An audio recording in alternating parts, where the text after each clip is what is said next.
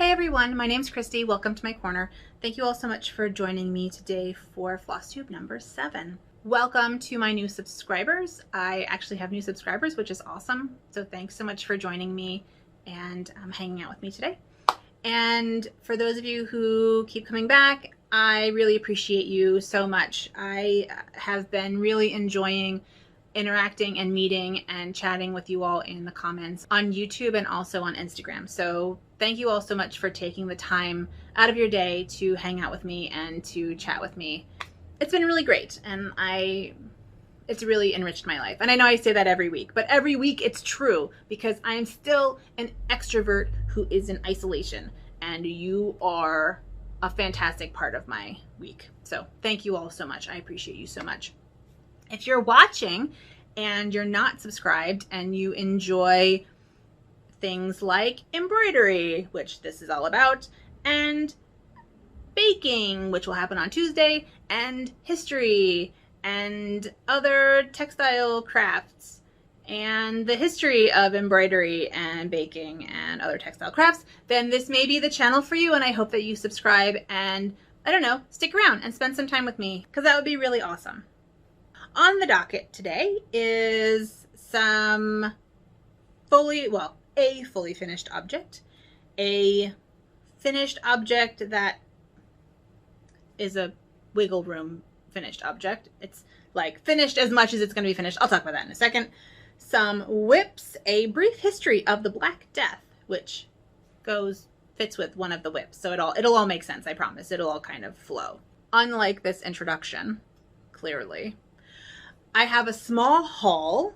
I have some plans, which of course I'm never going to finish during the week because I never do. And then I also have an experiment that that someone else is doing for me. So I'll talk about that in a moment, at the end as well. But first, I want to talk about the excitement of the day. Friends, it has been a day, let me tell you. I walk my dog every morning. Well, I walk my dog every afternoon too. So I walk this dog a lot. And I was letting him in the door, unlocking the door and letting him in the door. And I saw movement behind me, but my dog was in front of me. So I turned around and there was another dog on my porch. This dog had no tags. I didn't recognize, I thought I maybe recognized the dog, but it turned out not to be that dog. And she was really, really friendly. And it looked like she was well taken care of. She, her ribs weren't hanging out.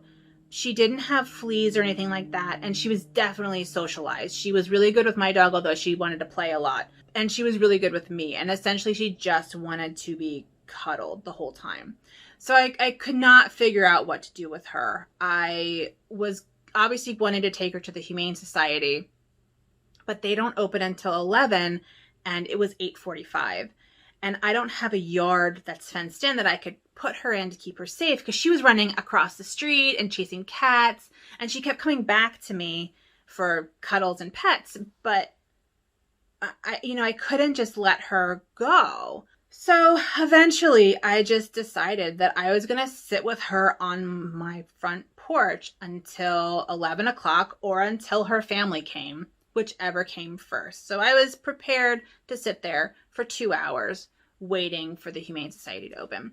And it would have been easy because she was really, really friendly. And once she calmed down a bit, essentially she just wanted to sit with me and get pet. So I was on kind of my top step of my porch and she was on my bottom step of my porch, and I just pet her waiting. Luckily, I didn't have to wait very long. I did post a picture of her on the local Facebook page for lost pets, and that got shared. But eventually, you wait for the slow driving car, right? So a slow driving car drove by probably 20 minutes later. I probably spent about a half hour with this dog. And someone drove up and stopped and said, "Oh, that's my dog." And I said, "Oh, good. We've just been hanging out on my front porch for a while." So this was actually a neighbor of mine who lives only 2 doors down. So she didn't have to drive very far, which was good. But they were watching this dog for a friend, and so I didn't recognize the dog because I know the dogs. And if you're a dog walker and you walk the same route in your neighborhood, you know all the dogs in the neighborhood and you know all the dog walkers in the neighborhood. I'm glad that the dog went where she needed to go. But my dog is still mad at me. Like Wicket is still not speaking to me. And I did come in and give him a little cuddle and whisper, "You almost had a sister," which I don't think he appreciated. Anyway, that was my excitement for the morning, and it kind of threw off my whole day. So it is probably 3 o'clock. It's 3 o'clock, and I don't think I've eaten anything. I had some coffee, and that's all. I haven't eaten anything. I did some work. It's just going to be a day. It's fine. It's fine. It's fine. Okay. Now, let's talk about embroidery, which is why you're here, or not, I suppose. But let's talk about embroidery. First of all, I have an FFO. I have a fully finished object. Harold is done, but I don't have him to show you, so I will put a picture of him up here. Here. And he is off to Sarasota, Florida, to my friend David. I sent him out today on my errands, and I'm glad that he is done and out of here. So that's great. My other finished object is my glasses. This is going to be part of my logo for my YouTube channel, and I am going to put Christy's Corner in the bottom, and I'm going to start working on that some more, the text and stuff. But I finished the glasses part, and I kind of love it. I think it turned out really well, and I'm really pleased with that. And I'll talk more about what I'm going to do with the lettering and stuff when I talk about plans. So that's my other finished object. The other thing I did this week is I made some needle minders. So here are some needle minders that I made. I have a little poop emoji right here. I have scissors, a chunk of amethyst, which I thought was just really beautiful. Can you see? There we go, purple. And then a tree of life on stone. And I think I might actually put like a little Swarovski crystal right there. I think that'll be really beautiful in my scissors. I have a fifth one, but it's on a whip, so I'll show that to you when I show you my whips. But I have been experimenting with resin. And what I found is that my needle minders, well, the type of magnets that I use for my needle minders, it chips. It's kind of brittle. And so I have encased them in resin, thinking that maybe that would prevent them from chipping. I don't know. I don't know if it will, but so far it's been working. So that's good. Anyway, so I made some needle minders today, and that has been fun. And that's all my finished stuff for the week. I think. Yeah, that's it. I do have 2 whips. My first whip, I think I've worked on this since you've seen it. It is my Your Sweet Penguin and Fish Your Sweet. It was the embroidery of the month for August. Embroidery of the month for August. And it is silk shading. And I'm using it to really practice my silk shading because I want to try silk shading more. So that I've been working on. And then I've also been working on my Danse Macabre. In my haul last week, I talked about getting more of the Weeks Dye Works onyx. And so I have been working on that. So there's that. And this is my 5th little needle minder. He's a little dino skeleton, and I kind of love him. But all the dark parts here are what I've been working on. And he's really coming along. I did have a little... I had a boo-boo. So I decided not to sketch this out on my own and instead use Sulky Stick and Stitch. I have an old package of this, and so it's still called Fabersolvy, but now it's called Sulky Stick and Stitch. So basically you can print the image on your printer and stick it to your fabric and stitch through it, and then it comes off with water. So that's what I decided to do for this because it was just so complicated, and I did not have the energy to do that. And so I figured I would just do it this way.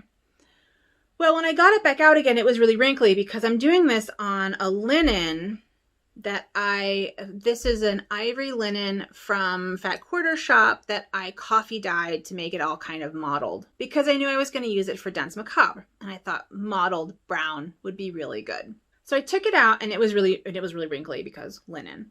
And so I turned it over and I ironed it on the back side and it was fine. And I flipped it over and it was still a little wrinkly. And so I decided to iron it on this side. Friends, you cannot iron sulky stick and stitch. And it basically just melted. And I said that I was talking about this on the Penguin and Fish Live, and it basically shrinky dinked. Like it just went like that. So that has changed my plans with this. And what I'm going to do is just stitch all of the skeletons and not stitch this background. So that's the plan for this now going forward. But it's coming along really wonderfully and I'm very excited about it. And I think I should be able to finish this by Halloween, I think. But it looks great on the back. Look at that. Doesn't that look nice? And so you can kind of see how the black variegated of the onyx, the Weeks Dye Works onyx, looks against this kind of mottled fabric. I'm really pleased with this. And I love my tiny little dino. Look at that tiny little dino. There we go. Look at that tiny little dino. I love him. I love him. Okay, that's it for my whips. But I want to talk about this and kind of the history of this piece because this Danse Macabre is a woodcut image from the 16th century by a guy named Hans Holbein. He did a whole series of Dance of Death woodcuts that are essentially an allegory for death comes for everyone. So even the mighty have to be careful or have to be aware of death. And I'll put up some pictures as I talk about this of the other images, but there is a picture of a plowman and death is leading his horses away. We have death coming for the nobility, for the Pope, for peasants, basically for everybody. The idea is that you can't escape death. And this is a medieval motif called the memento mori, right? Remembering the dead. A lot of this imagery comes out of the Black Death. And so I kind of wanted to talk for a little bit about the Black Death and a history of the plague, which is, I think, more interesting than many people realize. We think of the Black Death as being this event that happened in Europe in the 14th century, like in the Middle Ages. And it's so much more than that. It is not a single event. It is a series of different events. There are different outbreaks throughout the centuries and throughout the world. And so I guess, I don't know, I want to take a little bit of time to talk about that. The plague, the Black Plague, is a bacterial infection.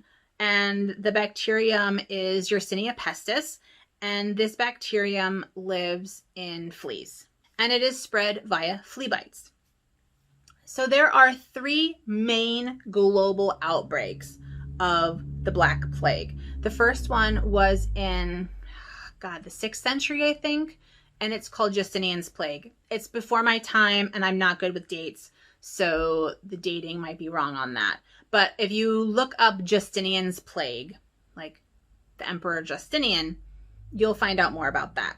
The second pandemic is the one that everyone knows about. That's the medieval one that happened in 1347. It enters Europe and it lasts until about 1351. And this was actually worse than a lot of historians have been saying. There's some brand new information out about this. And I'll link to a video from the Medieval Academy of America, which held a current research on the Black Plague talk over the summer that I attended. And I think it's free to watch. So I'll link to that below if you want to learn more about this from the experts on this. But one of the things that we know now, thanks to genetic sequencing and actually genetic information, is that the 1347 outbreak actually started in the 1320s. And the common knowledge is that it came from China, but it didn't actually come from China. The Black Plague was endemic to modern day Kazakhstan. And what we're finding in sources, Asian sources, and also in genetic sources, is that the plague spread out from Kazakhstan to Russia and to China. There were some outbreaks in China and in Russia in the 1330s. And then it spread from there in the 1340s to Europe and the Middle East and North Africa, and possibly to sub-Saharan Africa. But the evidence for that is not conclusive. It's suggestive, not conclusive. Okay. And in Europe anyway, which is what I know best, the general idea about the Black Death in Europe is that it killed off a third of the population. But what we're seeing from local written sources is that in some places it killed off 60, 70, 80, 100% of populations in different regions. There's evidence that it killed off 50% of the European population as opposed to 30%. And a lot of this information has come out in the last 5 years. So if you think that we know everything we can possibly know about the past, you are sadly mistaken, or maybe happily mistaken, I suppose. And this new research has been really, really exciting about the Black Death. The Black Death outbreak that everyone talks about ended in, like I said, 1351-ish. And we think of it as a medieval disease that ended in 1351, when in fact the plague returned roughly every 20 years for probably 300 years. And in Europe, we had plague outbreaks until the 1720s. And in the Middle East and East Asia, we had outbreaks well into the 19th century. So there was a big outbreak in Egypt in the 1840s.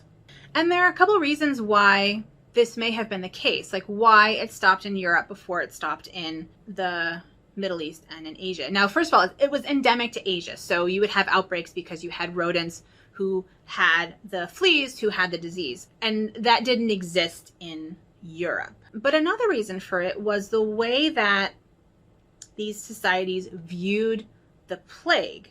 In Europe, it was viewed as either sent by God, a miasma, so bad air that infected you, or it was spread from person to person. Okay. And one of the things that they did in Europe that they didn't really do in other places is they quarantined. And quarantine comes from the Italian for 40, and you would quarantine a ship for 40 days. They had all sorts of different methods for doing this. Sometimes they would leave people on the ship. Sometimes they would take them off and put them on an island off the coast of the port city. There were different ways to do this, but they quarantined people in Europe, and they did not quarantine people in the Middle East, North Africa, or East Asia. And it's really because they viewed disease differently. They had different ideas about what diseases were and how they spread, and they did not believe that the plague was contagious. And there's a long history of contagion, and there's a great book called Contagion by Mark Harrison, and I'll put a link to that below as well. But I'm a European historian, so I want to talk about Europe just really briefly. As I said, it returned about every 20 years through 1720 was the last big outbreak in southern France. And the images that we think about for the plague are the Danse Macabre, right? So like Hans Holbein's Danse Macabre. And also this guy. This is a plague doctor. And this plague doctor I have seen in images, especially since COVID started, all over the place.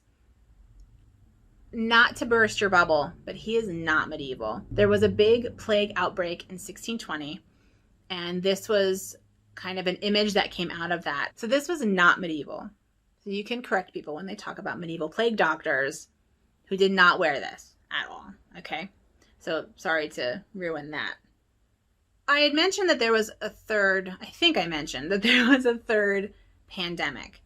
And that started in the late 19th century. In the Middle East and in Asia, you have reoccurring plague outbreaks through the 19th century. In 1894, we have a new outbreak of plague in China and in Hong Kong. And at this point, in 1894, Hong Kong was ruled by the British. And because of the British Empire at that point, the plague spread all over the world. And this was the third plague pandemic, and it spread to places it had never been before, obviously. It essentially spread to every continent except for Antarctica. I don't think it got to Antarctica, but it spread to every other continent. And these port cities really spent a lot of time trying to prevent it from spreading.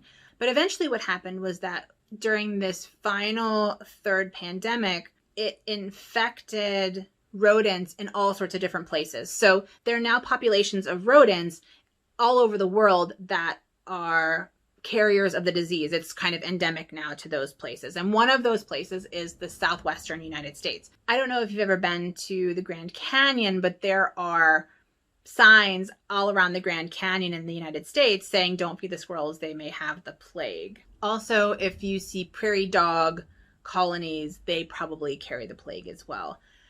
So every once in a while, I mean, every year, really, there is a news story about someone who has the plague, especially in the Southwest.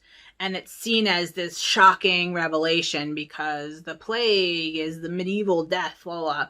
But in reality, it's a bacterial infection that can be cured with antibiotics. So if you catch it early enough, it's perfectly fine. So that's my little history of the Black Death. Sorry to burst your bubble about the plague doctors, but they're not medieval, like I said. If you have any questions, comments, or corrections, please put them in the comments below, and I'll be happy to answer them or respond to them or do a fix in my next video. I don't know. So I hope that that was informative and, I don't know, something different and interesting for you. Okay, back to stitching and normal floss tubes. I do have a small haul, very small haul. I have not been shopping much because I don't need to shop so much. My haul for today is my Be Stitch Me Silk of the Month Club, and they are very bright. So we have Marmalade, which, there we go. We have Marmalade, which is a very bright orange. We have Lemonade, there we go, which is a very bright yellow. We have Petal, which is a lovely bright pink. And then we have Happy, which is a mixture of all of them. So these are my, and I got two skeins of the Happy. So these are my Be Stitch Me Silk of the Month Club for September. And they are really, really fun. So I'm looking forward to finding a project for them. The other thing I want to talk about is in July, I was feeling like I hadn't been shopping in a while because I hadn't been shopping in a while. In fact, I probably hadn't bought anything for 4 months. And I signed up for the FabFitFun box. And in my autumn box, I got something called Crease Release by the Laundress. And it's essentially a spray that you spray on fabric, and it's supposed to get rid of minor creases. And so I thought I would try it. And so I tried it on my logo, my white linen fabric. So here is a picture of what it looked like before I sprayed anything on it. And here's what it looks like now. And I think this stuff actually works. So that's exciting. If I ever want to not iron something, it didn't get out the big crease of the hoop, but it got out the little tiny creases. And so that's kind of nice. So I'm considering that a haul, I think. Oh, the other thing I just got today, is a little mesh rope. I want to see if I can make a basket, but that's part of my plans. I was looking for actual rope or jute, but they didn't have any. And so I got that instead just to try to see if I can make a basket out of it. We'll see. And you'll see when that eventually is done. So that's my quick haul. I do have some plans. I mentioned last week that I wanted to do the hashtag Stitchtober daily stitch list, basically, and I'll put a link, I'll put an image of that right here, of that kind of prompt that I got from Instagram. And I had mentioned last week that I was going to start planning on that. So I did start planning on that. I actually did that. I have my little notebook here that I do my sketching. When I sketch, I do it in. But I started writing down what I wanted to do. And so day 1 is reaping, and I think I'm going to do like a scythe. Day 2 is nightmare. And I think I want to do a silhouette, like a horse silhouette. And then there are some other ones too that I will show you as I go along. So I have been working on that. And I want to point out in my notebook, this notebook is old. This notebook is from when I was a kid. I don't throw any of these away because I always feel like at some point I'm going to start drawing again, or I'm going to start doing, I don't know, doing something. So in the front is a picture that I drew on September 12th, 1991. So 11-year-old Christy apparently was really excited about aliens on this page. And then the next day, the 13th, I drew some animals and music notes and a cowboy, I guess. I think he's a cowboy. Anyway, that's what 11-year-old Christy was drawing. That's my Stitchtober plans. And I think I'm going to do it on black. I think I'm just going to do it on this black poly cotton blend. I think that'll be really easy. I think that's the plan for that. I want to start my Hildegard, and she is going to be on this linen, just natural linen that I got from Fat Quarter Shop, and I'm going to stretch her on this frame. I haven't had time to do that yet. So that I want to at least get started. I think I'm going to put her on the Sulky stick and stitch. I don't think I want to sketch that out either. There is a lot of intricate stuff that I want to make sure I get right. So that is a plan for this week. I do have some sewing plans. I have to make a project bag for her because she's too big for any of my project bags. So I need to make a project bag, decide what I want to do with that. I need to make the masks. I didn't make masks last week. I need to make a dog bed for another room, for the back room. I want to work on my logo lettering, and I think I want to do it in a variegated teal. So I'll look back here and see a variegated teal that I really like and do it in teal. That's kind of my color, is blues and teals. So I think I'm going to do that. Oh, I want to make, these are my sewing plans. I had talked about this book, this Jane Austen embroidery book by Jenny Batchelor and Allison Larkin that I had gotten a couple of weeks ago. And I've decided that I want to make this needle book with scissors pouch. And I think that if it works out well, if it looks good and I figure out what I'm doing, I think I want to film it and do a tutorial on this little needle book with scissor pocket. But I want to try that this week. I think that would be really fun. And I think it would be a nice little project. And I want to do it in a black velvet. I have 2 different black velvets. I have this, I'm going to show you, but they're going to look the same really. Well, maybe not. I have this some kind of shinier, higher pile black velvet that is floppier. But I have a little bit of that left. And then I also have this stiffer, less shiny, low pile velvet which I think would make a better book, but this kind of velvet just sticks to everything. Like everything sticks to it, right? I went over this with a, what are they called? One of those sticky roller things?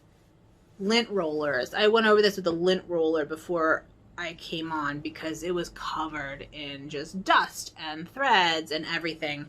And I'm just afraid that it won't wear well. Like I'll have to clean it regularly or like stick it regularly. Anyway, but this one has a lower pile, which means that it'll take embroidery better and it's stiffer.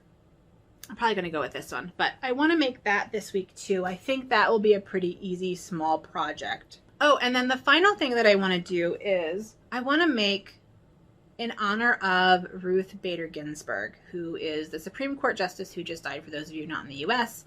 She was really pioneering for women's rights, and in honor of her, I want to make her really famous, or a version of her really famous dissent collar. She would wear different collars depending, and they had meaning, and she had one that she wore when she had a dissenting opinion. And I'll put a picture of that here, but I want to make a version of that out of this velvet as well. So I bought some felt to make a template of, just to make sure it worked. And I made one that didn't work, so I'm going to try and make another one and see if that works. But I really want to make a dissent collar. I think that would be really awesome. That would make me happy, I guess. So those are my plans for the next week or two, I think. You know, obviously I won't be able to finish them all because I also have a job that I need to, like, do. So these are my aspirational plans. We'll just say that. Oh, and of course, continue on with my 2 whips that I'm whipping right now. Finally, experiments. My university library has a 3D printer, and I found a plan for a 3D printed embroidery hoop. I sent that over to them, and they're going to print it sometime next week. I'm hoping that I will have it for next Friday, and I can kind of check it out. But I'm really excited about that. So that's my experiment. And I think that's it, which is fine because this is longer, I think, than my normal videos. Thank you all so much for joining me. If you want to keep up with my artistic and craftastic journey and learn maybe some history along the way, please subscribe. I'd love to have you as part of my community. And if you're working on projects, I would love to see them. You can find me and tag me on Instagram at Dr_Christy, and I'll put that below. And with all that being said, please take care of yourselves, and I hope you all have a good one.